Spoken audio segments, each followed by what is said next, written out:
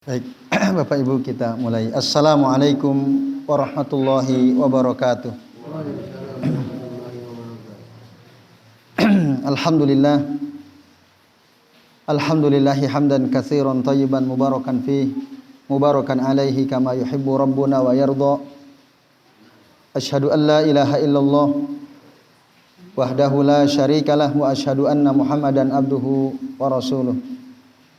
Allahumma sholli wa sallim wa barik ala Muhammad wa ala ali Muhammad kama shallaita wa barakta ala Ibrahim wa ala ali Ibrahim fil alamin innaka Hamidum Majid.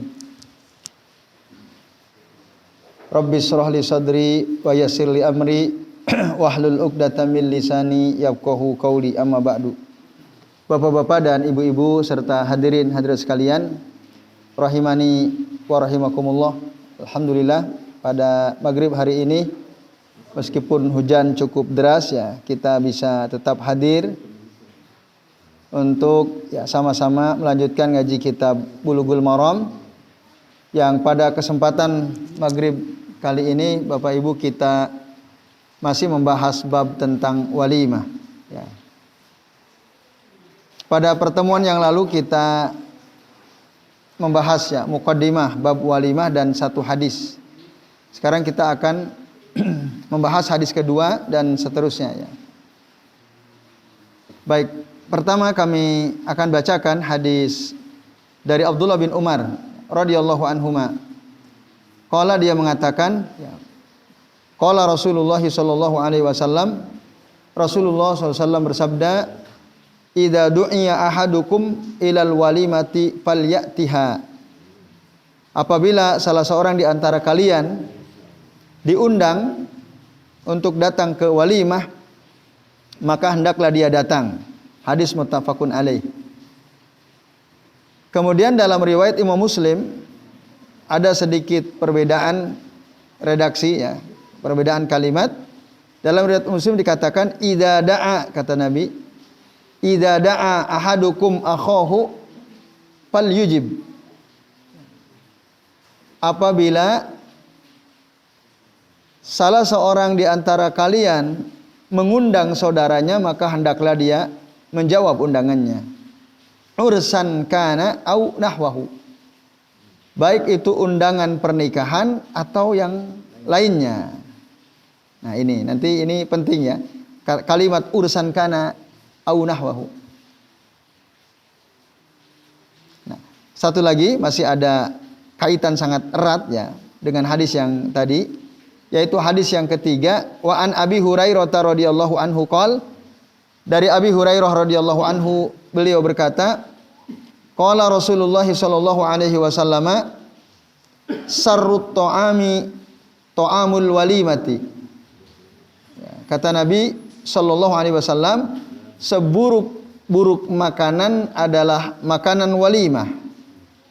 Ya, makanan walimah. Yumna'uha mayyatiha. Orang yang mau datang malah dilarang. Gitu ya. Yumna'uha man ya'tiha. Nah, ini yang dimaksud seburuk-buruk makanan walimah adalah makanan walimah yang dilarang datang ke walimah tersebut orang yang sebenarnya mau datang. Nah, ini bahasa tegasnya adalah yang dimaksud yumna ya. Yumna'u haman ya'tiha, maksudnya adalah yakufu anha man law du'iya ilaiha la sari'un ilal ijabah. Dicegah dari walimah tersebut orang yang apabila diundang dia akan datang dengan segera untuk menjawab undangan tersebut. Wal murad bihim, yang dimaksud dengan mereka adalah al fuqara wal masakin. Maksudnya orang-orang fakir, orang miskin. Itulah seburuk-buruk makanan walimah. Jadi yang orang fakir nggak diundang gitu. Orang miskinnya nggak diundang. Wa yud'a ilaiha may ya'baha. Tapi justru yang diundang ke walimah tersebut orang yang sebenarnya nggak mau gitu. Yaitu para agniya, orang-orang kaya. Nah, itulah seburuk-buruk makanan walimah Yang diundang hanya orang kaya, yang fakir miskin tidak diundang. Itu yang dimaksud ya syarrut to'am, to'amul walimah yang begitu tadi. Yang orang miskinnya tidak diundang, orang kayanya justru diundang. Lalu pada bagian akhir hadis ini Nabi mengatakan, wa man lam yujib ad-da'wata, barang siapa yang tidak menjawab undangan, tidak mendatangi undangan, faqad asallaha wa rasulahu, sungguh dia telah ya bermaksiat kepada Allah dan Rasulnya. Ya, hadis akhrajahu Muslim. Nah, ini bapak-bapak dan ibu-ibu serta sekalian, jadi ketiga hadis ini menjelaskan tentang hukum menjawab undangan walimah. Ya, hukum menjawab undangan walimah. Maka kesimpulan pertama Bapak Ibu, hadis ini menunjukkan bahwa menjawab undangan itu ya, bagi seorang muslim ya matlubah, sesuatu yang dituntut bagi seorang muslim untuk menjawab undangan. Maka tidak seharusnya ketika seorang muslim itu diundang dia tidak datang. Tidak seharusnya. Kalau dalam penjelasan Syekh Abdullah bin Shalih Al-Fauzan, sawaun akanat walimatu ursin am ghairuha minal walaim al-ukhra. Sama saja apakah walimah yang dimaksud itu walimah pernikahan atau yang lain seperti walimatul aqiqah misalnya, atau walimatul khitan misalnya, atau walimatu ba'dar ruju'i minas safari misalnya, atau yang lain-lain lah ya. Undangan walimah itu kan makanan ya, yang bermacam-macam itu. Kadang kan di kampung ada orang ngadain akikoh, ada yang ngundang ke rumahnya, atau yang khitan ada yang ngundang. Nah, kadang itu. Nah, itu sama gitu. Setiap undangan yang datang, maka sudah seharusnya setiap muslim itu menjawab undangan tadi. Nah, kenapa? Ya. Karena dengan menjawab undangan tersebut, orang yang mengundang tentu saja merasa senang, gitu ya. Itu. Kemudian kesimpulan lain, Bapak Ibu, para ulama mayoritas ya jumhur mengatakan berdasarkan hadis ini bahwa mendatangi undangan walimah pernikahan ya itu hukumnya wajib pernikahan. Di khusus mendatangi undangan pernikahan itu khusus. Itu yang wajib. Ini adalah ya disebutkan di antaranya menurut Ibnu Abdul Bar Al-Qadi Iyad rahimahullah ya. Bahkan beliau mengatakan ini merupakan ijma' para ulama. Itu.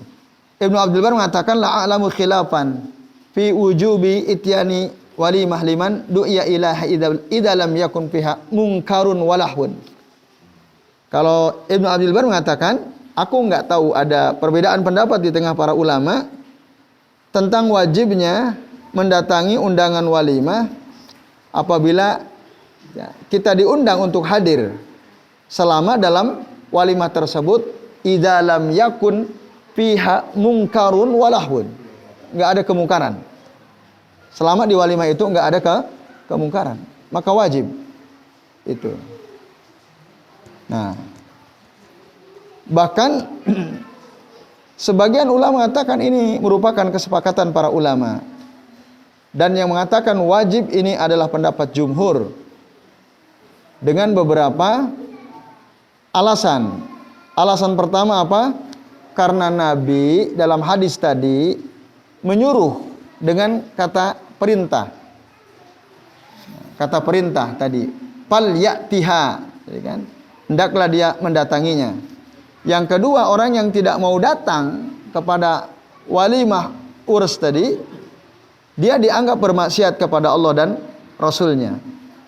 Nah, ini menunjukkan bahwa itu wajib. Kalau tidak berarti dianggap maksiat. Nah, ini Bapak Ibu dan hadirin sekalian, a'azani Allahu wa iyyakum ajmain. Meskipun ada sebagian mengatakan sunnah katanya, mustahab. Ini sebagian ulama madhab Asy-Syafi'iyah dan madhab Al-Hanabilah. Jadi menghadiri undangan walimah itu tidak wajib, tapi mustahab, anjuran saja. Itu. Ini disebutkan dalam kitab Al-Inshaf ya. Dan ini ya, bahkan ada yang mengatakan katanya ini pendapat Syekhul Islam Ibnu Taimiyah. Tapi setelah diteliti nggak ada itu. Justru Ibnu Taimiyah mengatakan wajib. Bukan mustahab, wajib. Nah ini. Sekalian a'azani Allahu wa iyyakum ajmain. Nah, alasannya apa? Alasan mereka yang mengatakan menghadiri undangan walimah itu adalah mustahab karena makan walimah kan mana asalnya makanan ya, bermacam-macam. Ketika kita diundang kan itu untuk makan. Nah, untuk makan. Hari kita ya mau diberikan sesuatu dari harta yang undang itu. Maka ya karena ini untuk makan, falam yajib, tidak wajib, kagoirihi seperti yang lainnya, enggak wajib. Karena hukum asal menurut mereka, hukum asal mengadakan walimah saja, hukumnya itu tidak wajib. Menurut mereka ini ya. Hukum asalnya. Karena mengadakan walimah saja itu hukumnya tidak wajib, maka pun begitu dengan menghadirinya sama. Juga tidak wajib alias mandub atau mustahab. Itu alasannya. Sementara sebagian lain dari madhab Asy-Syafi'iyah wal Hanabilah juga mereka mengatakan menghadiri undangan walimah itu fardu kifayah. Kalau pertama kan wajib, wajib ain maksudnya yang diundang. Pendapat kedua mandub atau mustahab. Pendapat ketiga fardu kifayah. Maksudnya apa? Kalau sebagian warga yang diundang datang, lalu kita enggak datang, itu udah tidak berdosa, udah gugur. Yang penting sebagian orang sudah ada yang datang. Maka kalau sudah ada yang datang, sakoto al-haraj anil bakin.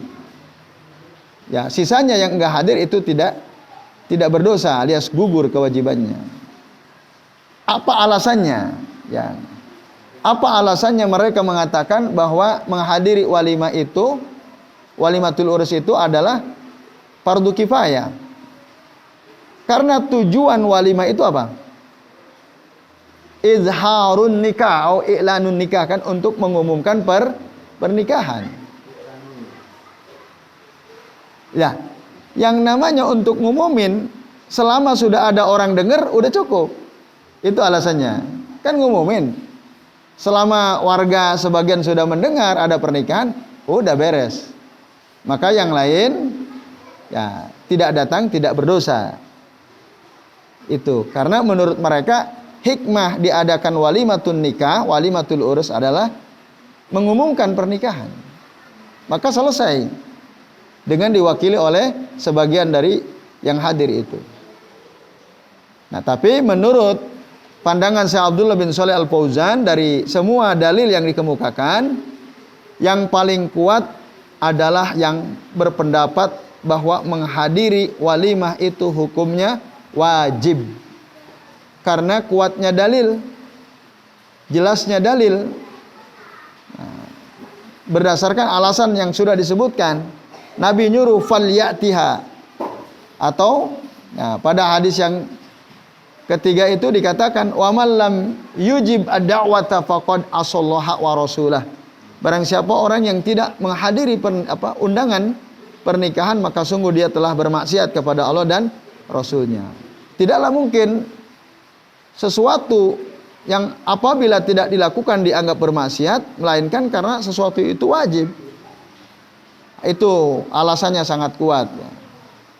Maka menghadiri undangan pernikahan hukumnya wajib, Bapak Ibu. Tapi dengan syarat. Apa tadi syaratnya? Tidak ada kemungkaran di dalam walimah tersebut. Itu, Bapak sekalian, a'adzani Allahu wa iyyakum ajmain. Nah, Bapak-bapak dan ibu-ibu ya serta hadirin sekalian, A'adzani Allah wa iyyakum ajmain. Ya. Dalam kitab ini diterangkan rincian ya, syarat kapan seseorang wajib menghadiri undangan pernikahan. Kapan? Nah, syaratnya apa saja? Di dalam kitab ini diterangkan ada 5 syarat penting, ada 6 syarat penting yang harus terpenuhi sehingga seseorang yang diundang untuk datang ke walimah itu, walimatul urs itu wajib. Syaratnya ada 5. Asyaratul awal yang pertama, an yakuna da'i musliman. Yang ngundang seorang muslim. Itu syarat pertama. Berarti kesimpulannya apa? Mafhumnya. Kalau orang kafir yang ngundang wajib atau tidak? Tidak. Mungkin ada saudara atau ada teman dia kafir ngundang, kita diundang pas pernikahan putrinya atau anaknya, maka itu tidak wajib. Jadi yang wajib itu hanya seorang muslim, karena nanti dalam hadis yang lain ya, hakul muslimi alal muslimi sitatun gitu ya. Hak seorang muslim atas muslim yang lainnya ada 6. Jadi ada jelas. Nah, idza apa? Da'aka fa'ajibhu. Kalau dia mengundang kamu, maka jawablah undangannya, datanglah gitu. Itu dari situ kesimpulan bahwa syarat pertama kita wajib menghadiri undangan pernikahan adalah saat yang mengundang seorang muslim. Nah, kalau bukan orang Islam tidak wajib. Tapi kalau datang boleh enggak? Boleh gitu. Asal nanti syarat-syarat lain terpenuhi gitu. Syarat-syarat lain terpenuhi.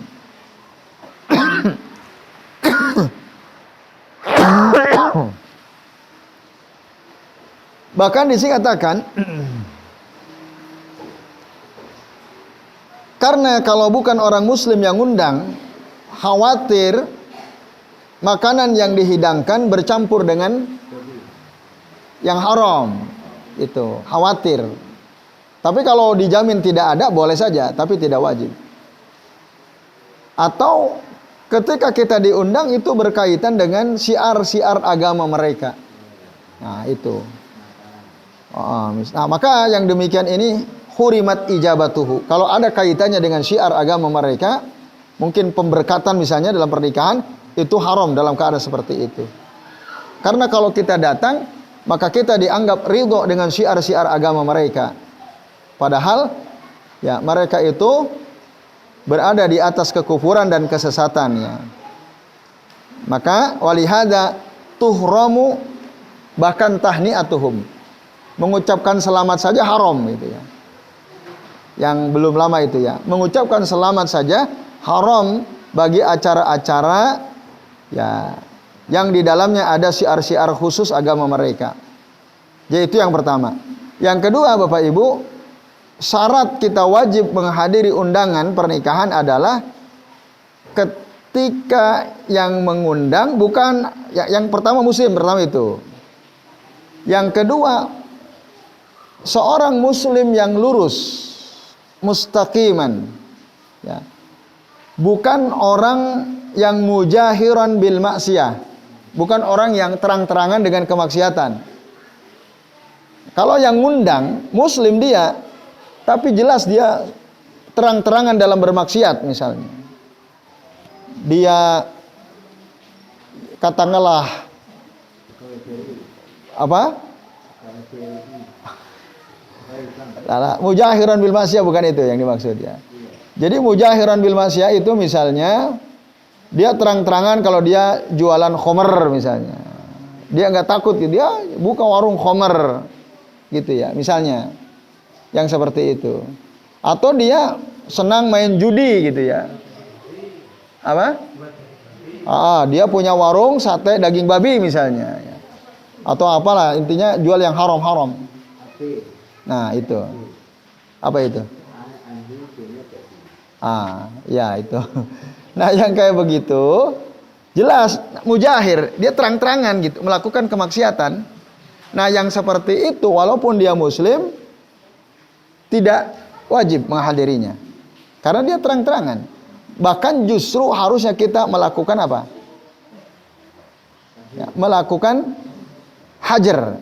Hajar itu ya tidak apa? Tidak menyapanya gitu ya sebagai hukuman.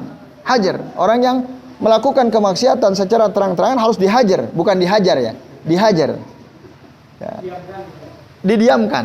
Didiamkan, betul sekali. Nah, ini. Nah, jika memang dengan kita menghajar itu ada kemaslahatan, dia jadi mikir, oh iya ya, ternyata selama ini saya salah gitu, maka kita jangan hadir, dihajar itu.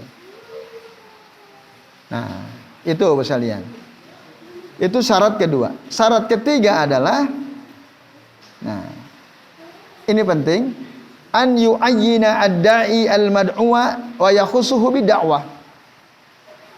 Orang yang mengundangnya memang secara spesifik, mengkhususkan undangan itu kepada kita. Itu. Diundang bisa lewat surat undangan. Bisa lewat, kalau zaman sekarang WA khusus gitu ya. Atau bisa ngutus, ada utusan. Kalau di kampung sini biasanya orang mau ngadain pernikahan ada utusan mendatangi setiap rumah untuk menyampaikan undangan. Nah, itu yang dimaksud an yu'ayyina, ta'yin. Ta'yin itu ditentukan. Ditentukan siapa, kita ditentukan bahwa jenengan diundang gitu. Itu syarat wajib ya. Tapi kalau tidak ditentukan, misalnya di masjid, bapak-bapak seluruh warga kampung ini dimohon kehadirannya pada acara pernikahan putrinya Pak Pulan besok, gitu kan? Diumumkan. Itu khusus atau tidak? Tidak kan, umum. Nah, kalau begitu ngundangnya maka tidak wajib. Tidak wajib. Kalau undangannya umum. Syaratnya kan tadi an yu'ayyina da'i wa yakhussuhu bid-da'wah. Itu syaratnya. Nah, ini Bapak sekalian, azan ya Allah wa iyyakum ajmain. Kecuali ada al-istisna. Kecuali orang yang ngundang secara umum tadi adalah teman akrab kita. Gitu. Teman akrab kita, keluarga dekat kita yang apabila kita tidak hadir mereka merasa gelo gitu. Lah kok boten hadir kan gitu. Nah, itu kita ngerti itu walaupun diundang secara umum wajib. Tapi kalau enggak ada hubungan khusus ya, lalu diundang secara umum, maka itu hukumnya tidak wajib. Nah, itu Bapak Ibu dan hadirin sekalian, azan ya Allah wa iyyakum. Tidak wajib dalam arti apa? Kalau enggak datang enggak dosa gitu. Tapi kalau datang ya boleh. Datang boleh. Cuman tidak wajib. Kalau undangannya bersifat umum. Nah, dulu Nabi pernah waktu nikah dengan Zainab bintu Al-Jahas mengutus Anas bin Malik untuk mengundang orang-orang tertentu. Ud'uli rijalan sammahum, kata Anas bin Malik. Ya, Rasul mengatakan kepadaku, undanglah untukku beberapa orang. Lalu Nabi menyebutkan nama-namanya, Fulan bin Fulan, Fulan bin Fulan, Fulan bin Fulan. Lalu kata Nabi, wad'uli man lakita, dan undanglah untuk hadir pada pernikahanku siapa saja orang yang engkau temui. Siapa saja. Tapi ada orang-orang yang secara khusus disebut namanya. Nah, ini dalil inilah yang para ulama menjadikan sebagai dalil yang wajib, syarat seseorang wajib datang ke undangan pernikahan adalah yang memang secara khusus diundang. Gitu. Bisa dipahami ya? Nah, ini hadis dari Anas bin Malik tadi ya. Kemudian syarat keempat, Bapak Ibu. Nah, ini penting ini. Yang kemarin sempat ditanyakan Pak Surya. Pak Suryanto ya kalau nggak salah. Betul Pak ya? Yaitu syaratnya apa? Alla yakuna bid'awati munkarun wa tarbun wa ikhtilatun wa tadkhinun wa khumrun wa nahwa dzalika minal munkarat. Selama dalam undangan itu tidak ada kemungkaran seperti permainan, ya, lagu-lagu, ya, ada ikhtilat campur baur, ada rokok, di sini sebut rokok bahkan tadkhin masuk tadkhin.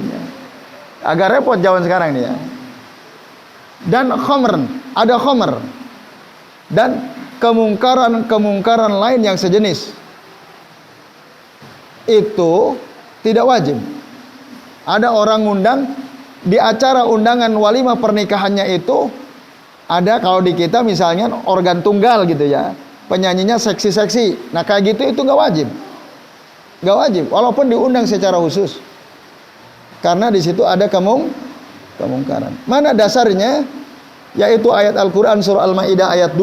Allah Ta'ala mengatakan, wala ta'awanu 'alal itsmi wal udwan. Janganlah kalian saling tolong-menolong dalam perbuatan dosa dan permusuhan.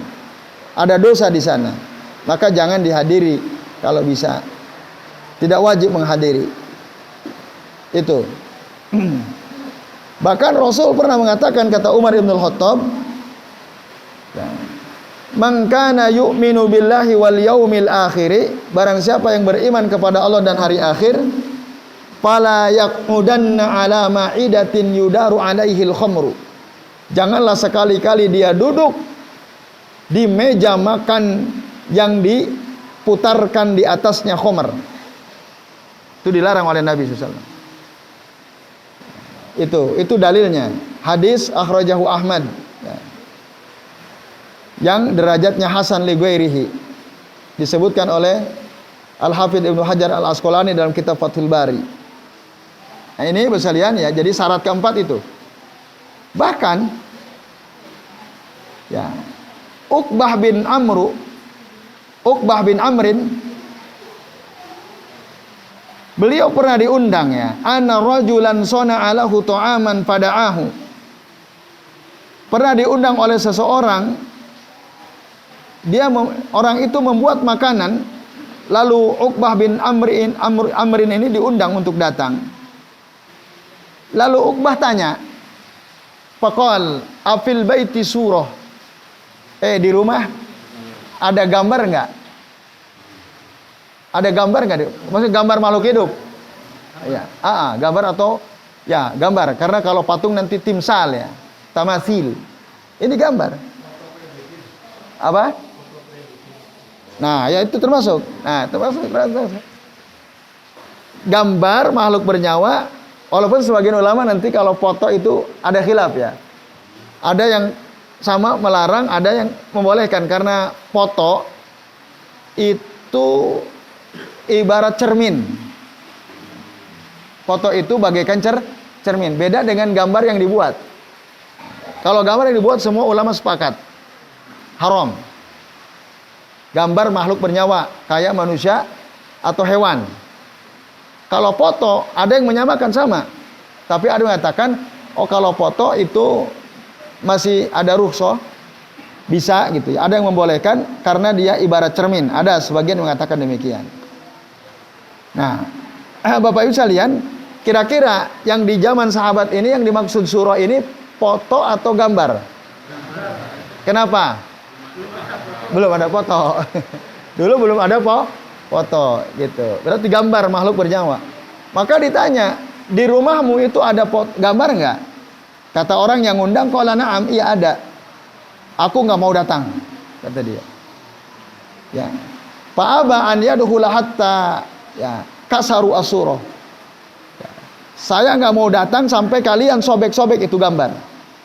Itu tegas ya, ini sahabat. Karena ada kemungkaran di situ.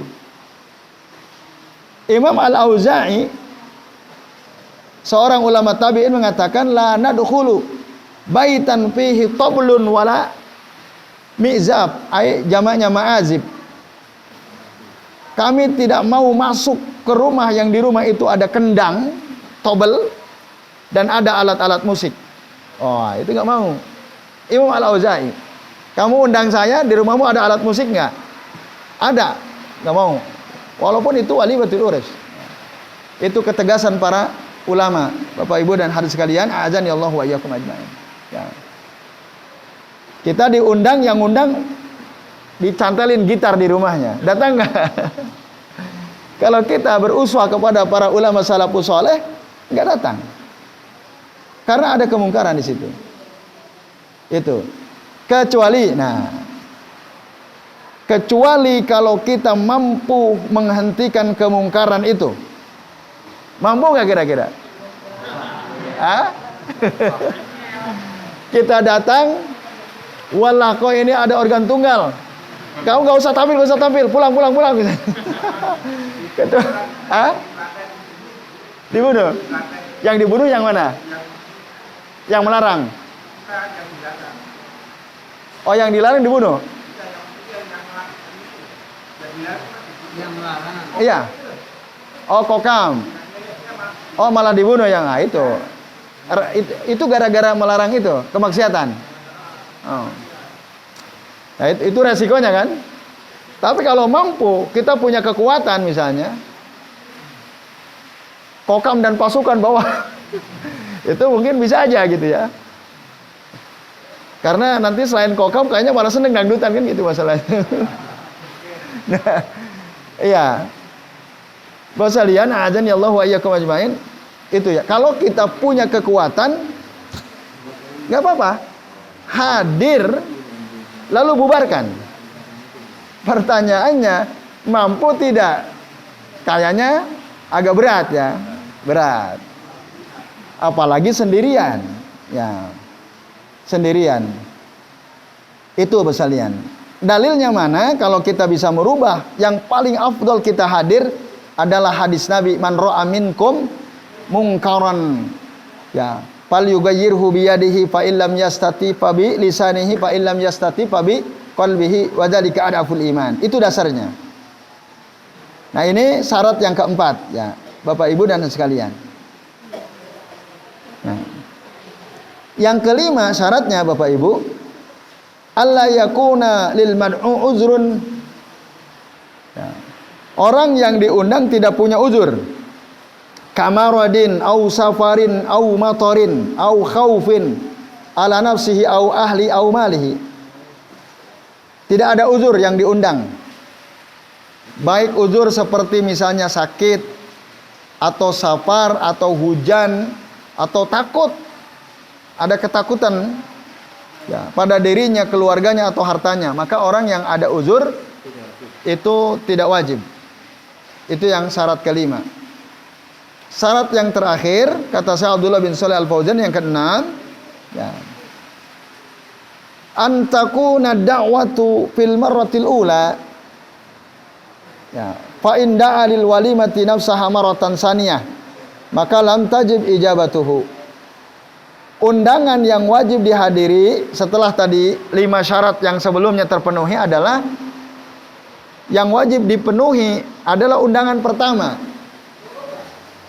Karena bisa jadi orang ngadain walimah sampai 2 kali ngundang. Bahkan sampai ada yang 3 hari. Gitu. Ada yang bahkan sampai 7 hari. Gitu. Maka yang wajib dihadiri adalah yang 1 hari saja, yang pertama. Selebihnya tidak wajib. Nah, ini Bapak Ibu dan hadirin sekalian, a'azan ya Allah wa iyyakum ajmain ya. Syarat-syarat yang perlu diperhatikan ya, ketika kita diundang oleh seseorang untuk hadir ke pernikahan, walimah pernikahan. Bahkan ada ulama Ibnu Al-Iraqi dalam kitab beliau At-Takrib, beliau sampai menyebutkan ada sab'ata asyara syarutan. Ada 17 syarat. Banyak sekali. Ya, tapi wa ba'du hafihi nadhar. Tapi dalam sebagian syarat yang disebutkan itu ya bisa diperdebatkan gitu. Kalau yang 5 ini disepakati ya. Nah ini wallahu a'lam bishawab. Bapak Ibu sekalian, itu keterangan dari Syekh Abdullah bin Shalih Al Fauzan terkait dengan hukum menghadiri undangan walimatul uras dan syarat-syarat ya di mana kita wajib menghadiri undangan tersebut ya. Syarat-syaratnya tadi ada 6. Selama syarat-syarat itu terpenuhi maka kita wajib. Jika tidak, maka kita tidak wajib menghadirinya. Baik Bapak sekalian, itu ya. Yang terakhir masih dari Abu Hurairah radhiyallahu anhu, qala dia mengatakan, qala Rasulullah sallallahu alaihi wasallam, idza du'iya ahadukum falyujib. Apabila salah seorang di antara kalian diundang, maka hendaklah dia menjawab undangan itu atau menghadiri undangan itu. Fa in kana shaiman falyusalli. Kalau dia puasa, diundang puasa, falyusalli. Yang dimaksud falyusalli menurut jumhur adalah maka berdoalah. Doakan maksudnya.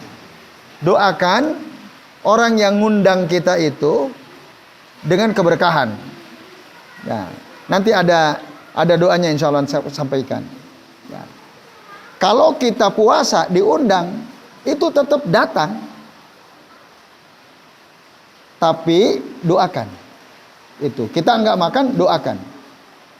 Tapi wa in kana muftiran, kalau tidak puasa orang itu yang diundang, falyat'am, hendaklah dia makan. Hadis akhrajahu Muslim ayyudan.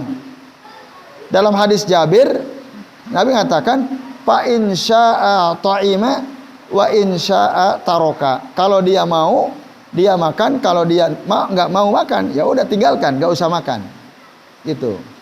Jangan mikir rugi aku, wis masukin amplop orang makan. Nah itu jangan begitu ya. Jadi terserah mau makan, boleh, enggak ada masalah. Ya. Nah Bapak Ibu dan hadirin sekalian, azani Allah wa iyyakum ajmain. Tadi makna falyusolli itu doakan. Itu sesuai dengan makna ayat 103 dari surah At-Taubah tentang ketika ada orang mengeluarkan zakat dan kita sebagai penerima, maka Allah Ta'ala menyuruh kita untuk mendoakan. Bagaimana bunyi ayatnya? Washolli alaihim inna salataka sakanul lahum. Artinya berdoalah untuk mereka, sesungguhnya doamu untuk mereka itu menenangkan, menjadi ketenangan buat mereka. Itu makna wasolli di situ, wad'u ya. Doa. Itu jadi makna falyusolli bagi orang yang tidak mau makan, mungkin karena dia puasa, maka doakan. Itu. Bapak Ibu dan hadirin sekalian, puasa itu ada 2 macam. Ada puasa wajib, ada puasa sunnah. Puasa wajib itu contoh puasa nazar atau puasa mengkodok bulan Ramadan. Kalau itu emang jangan buka, walaupun diundang datang, tapi jangan buka. Kalau puasa wajib. Dan tidak mengapa ketika dia ditanya oleh tuan rumah, Pak, Bu, kok boten dahar panjenengan? Oh, maaf, kulo siam. Itu sampaikan, saya lagi puasa. Nah ini puasa wajib tadi, puasa wajib. Kalau nyawal enggak wajib. Nah, nyawal enggak wajib. Yang wajib mengkodok atau nazar. Itu berdasarkan hadis Nabi, riwayat Imam Muslim dari Abu Hurairah, kata Nabi, idza du'iya ahadukum ila ta'amin wa huwa shaimun. Apabila salah seorang di antara kalian diundang untuk makan dan dia puasa, falyakul inni shaim, maka katakanlah bahwa saya puasa. Nah, ini bukan riya, bukan dari bab riya. Jadi boleh. Ya, karena kita memang lagi puasa, terutama puasa wajib. Gitu ya, sekalian. Nah, lalu doanya gimana tuh kalau orang kita lagi puasa diundang sehingga kita nggak makan, makanan dihidangkan? Di sini dicontohkan ada hadis dari Nabi SAW, riwayat Imam Ahmad dengan sanad yang sahih. Nabi berdoa, ya, aftara indakumus shaimun wa akala ta'amukumul abrar wa sallat alaikumul malaikah, katanya. Itu. Jadi artinya apa? Orang yang berbuka di sisi kalian, orang yang puasa diundang. Ini maksudnya puasa sunnah kalau ini ya. Wa akala ta'amukumul abrar, dan orang-orang baik memakan makanan yang kalian hidangkan. Wa shallat alaikumul malaikah, dan para malaikat berdoa untuk kalian. Nah, au ghairu dzalika mimma yunasibu al maqam, atau terserah. Ini contoh saja. Ya, kita mau berdoa dengan bahasa kita boleh. Semoga Allah berkahi acara walimah ini. Gitu kan, semoga Allah lapangkan rezeki kalian. Semoga acaranya lancar, tidak ada halangan, dan semoga putra-putri panjenengan ya yang menikah menjadi keluarga sakinah mawaddah warahmah. Itu boleh. Yang penting doa-doa baik ya. Kita tidak makan. Nah, ini Bapak sekalian, azan ya Allah wa iyyakum ajmain. Tapi kalau puasa sunnah ya lebih utama ya kita buka itu dalam rangka apa? Idkhal as-surur ala qalbil da'i, ya, memasukkan rasa gembira atau bahagia ke hati orang yang mengundang kita. Maka kana al-aklu aula, makan ya hidangan itu lebih utama meskipun kita sedang puasa. Nah, itu ini berdasarkan hadis Nabi sallallahu alaihi wasallam. Kata Abu Sa'id, ya, aku pernah mengundang Rasul untuk makan. Beliau datang dengan para sahabat yang lain. Ketika makanan dihidangkan, ada salah seorang sahabat berkata, "Inni shaim, aku puasa." Lalu Rasul berkata, Rasul sallallahu mengatakan pada orang itu, "Da'akum ahukum." Saudaramu mengundang kamu. Ya. Wa takallafa lakum. Nah, takallafa lakum, maksudnya dia sudah membebani dirinya untuk menyediakan makanan buat kalian. Nah, lalu Nabi bilang, aftir, bukalah engkau, wasum makanahu yauman in syi'ta, nanti kamu ganti aja puasanya di hari lain kalau kamu mau gitu. Jadi sekarang kamu buka aja, kasihan tuh saudaramu yang sudah yang undang untuk memberikan makanan. Nah, itu Bapak Ibu dan hadirin sekalian, a'azanillahu wa iyyakum ajmain. Jadi jelas ya. Jadi kalau puasa ya sunnah boleh kita berbuka. Jadi saya kira ini ya beberapa penjelasan yang bisa kami sampaikan terkait dengan beberapa hadis dari bab walimah. Ini masih ada waktu berapa menit ini ya? Tinggal sedikit. Kalau ada yang mau bertanya kamu silakan. Ya, 1 menit. Ya, silakan. Jadi kalau yang mendoakan tadi itu di hadapan yang punya hajat. Jawabannya iya. Ya, doakan di hadapan orang yang punya hajat. Kalau emang ketemu gitu ya. Kita didekati, kok antum nggak makan gitu. Saya lagi puasa. Saya berdoa aja ya untuk antum ya. Antum berdoakan. Dengan bahasa Indonesia boleh.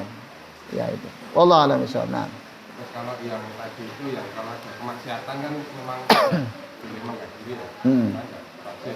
Jadi berarti kita nggak usah hadiri sebelum harinya atau setelah selesai itu nggak perlu gitu. Tergantung kemaksiatan atau kemungkarannya kapan. Kalau organ tunggal kan pada hari H, ya kan? Misalnya kita tahu kita diundang oleh teman atau warga lah, ada pernikahan. Di situ jelas acaranya organ tunggal. Hari H katakanlah hari Ahad. Karena kita diundang, apalagi dibawain sesuatu kan ke rumah, ya kita balas kebaikannya. Maka datanglah misalnya pada hari Sabtunya. Kalau kita mau ngamplopin gitu ya, kita kasihkan pada hari Sabtunya. Itu nggak wajib. Ya, nggak wajib, betul, tidak wajib. Kalau ada kemungkaran tidak wajib. Nah, tapi tadi untuk menyiasatinya bisa datang hari Sabtunya dan kita pamit, Pak Nun Sewu kalau boten saged hadir gitu ya. Ya, pada hari besoknya. Atau ya nggak datang nggak masalah, kita tahu ada kemaksiatan kan gitu. Ya, kalau kecuali mungkin saudara tadi ya, saudara dekat ya, itu maka seperti itu caranya. Tapi kalau biasa saja udah nggak usah datang, nggak wajib datang. Bahkan ya jangan datang gitu kalau ada kemungkaran. Ya, jadi itu. Ya, cukup Bapak Ibu ya. Ya, masih ada. Udah cukup ya. Baik, alhamdulillah saya kira. Kalau mau dititip Pak, titip. Apa? Aku langsung Boleh, boleh. Nitip amplop boleh. Aku nggak bisa datang, tolong nitip. Amplop ono enak isine ya. ditulisin nama aku enggak? Ya terserah. Kalau antum mau tulisi, karena antum udah dikasih kotak nasi sama ayam sepotong kan gitu ya. Titipnya amplop ditulisin. Tapi cuma Ya terserah. Antum boleh tulisi, antum boleh tidak, terserah antum. Tidak ada keharusan itu ya. Iya. Ada Bu? Monggo Bu. Apa Bu?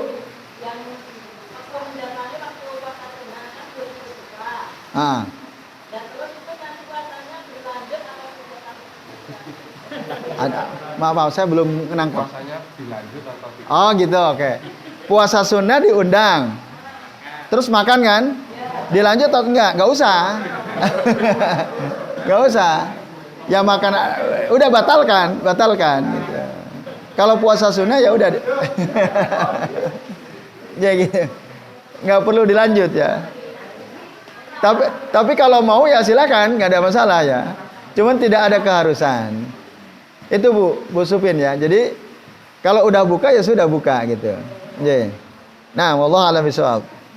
Ya baik.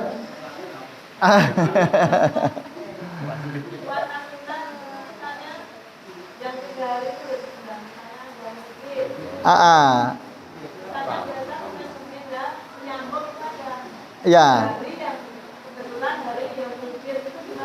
Oke ya. Ayyamul bid kan 3 hari berturut-turut ya, tanggal 13, 14, 15. Qadarullah undangan itu pas tanggal 14 ya, tengah-tengah gitu ya. Itu gimana? Gak masalah, kita buka saja. Terus satu lagi tanggal 16 ya kita. Gitu. Kita puasa tanggal 16 sebagai pengganti tanggal 14. Jadi gitu Bu Supin. Jadi gak ada masalah. Tidak membatalkan pahala puasa Ayyamul bid.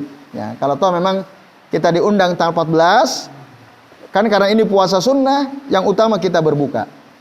Kita berbuka nanti, nah, maka tadi Nabi bilang apa? Aftir, bukalah kamu, wasum makanahu yauman in syi'ta. Bukalah kamu, puasalah nanti untuk mengganti puasa itu pada suatu hari jika kamu mau, kan itu. Yaitu hadis akhrajahu Al-Baihaqi dengan sanad yang hasan tadi ya. Ya baik, wallahu a'lam bishawab. Bapak sekalian, ini yang bisa kita bahas. Terima kasih atas perhatiannya. Semoga bermanfaat. Mari kita akhiri ya dengan membaca doa kafaratul majlis. Subhanakallahumma wa bihamdika asyhadu an la ilaha illa anta astaghfiruka wa atubu ilaik. Wa sallallahu ala Muhammadin wa ala alihi wa sahbihi wa baraka wa sallama alaihim ajmain. Billahi taufiq wal hidayah. Wassalamu alaikum warahmatullahi wabarakatuh.